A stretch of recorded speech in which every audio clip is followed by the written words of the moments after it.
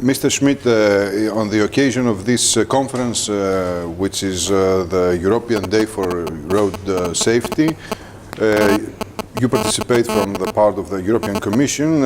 Explain to us what are the main frames of the European policy on the matter. Yes, first of all, I think it's important to be aware that road safety is typically a matter of shared responsibility. So we all have our work to do, ordinary citizens in their everydays, municipal authorities, local governments, national governments, and of course also the European Commission. Mm-hmm. At European level, we have one common objective, and that is to diminish the number of road fatalities and also to decrease the number of seriously injured persons. Mm-hmm. You know, this is a huge economic burden also on Europe to absorb all these fatalities, and we have a very clear target to go down between 2010 and 2020 with 50% as regards to fatalities. This means 17,000 lives to be saved in this period.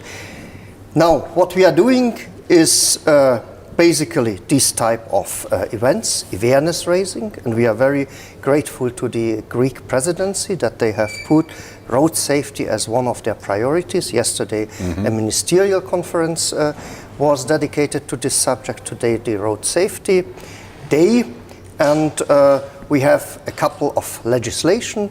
One of the legislation, for instance, concern the management of the infrastructure, but we have also legislation on European level on the driving license, on the education of professional drivers, a number of technical legislation. So it's a very complex field, but all what we do is to diminish the number of fatalities and grave accidents.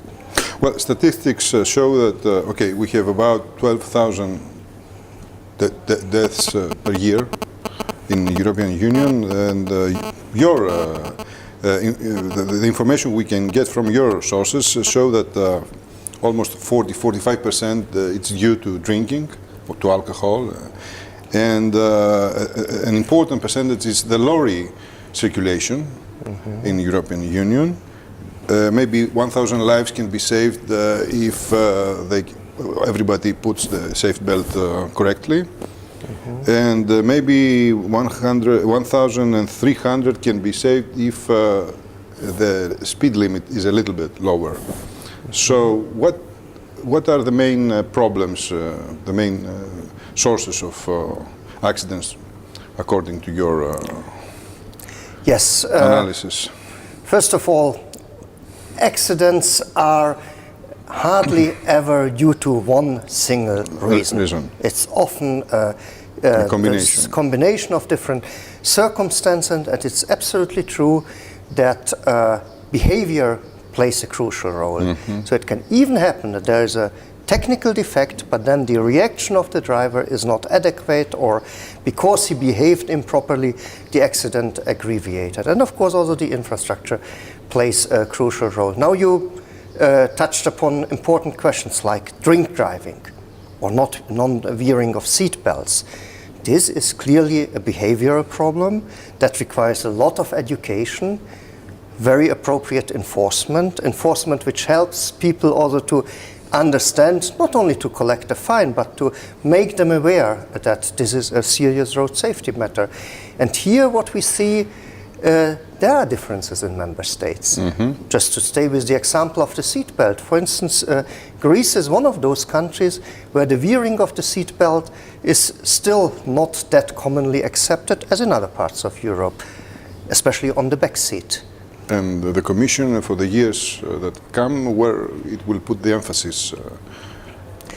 We will certainly, and you raised it also, have a look into the segment of the professional drivers, to see it as a directive at European level, to provide for a good qualification of the professional drivers, to make sure that they comply fully with the safety requirements. And that is an area where we will certainly look into how this could be strengthened further.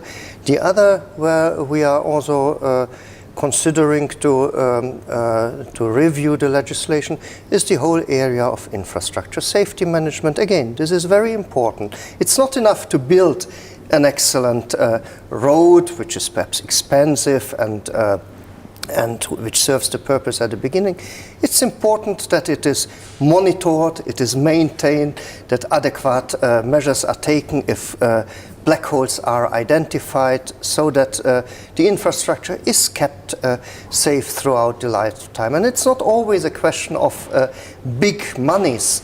Often you simply improve the visibility of a band. It's important that the drivers understand well where are the dangers so that they can adapt their behavior in due time. And these are certainly areas where we will look into. We also want to improve the protection of the vulnerable road users, those who are not sitting inside the car but who might be victims of an accident with the car. So these are all important areas where we want to look into. And what we also want to do is to have a common European target on the deduction of the number of seriously injured. As I said, we have a target on the fatalities, which is evolving positively, but we don't have yet an exact target on the serious fatalities. And we think this is very important because that causes a lot of grievance, personal pain, but also a lot of economic damage to which we don't need to suffer through if we have a better understanding what is going on and what are the targets to what we will work.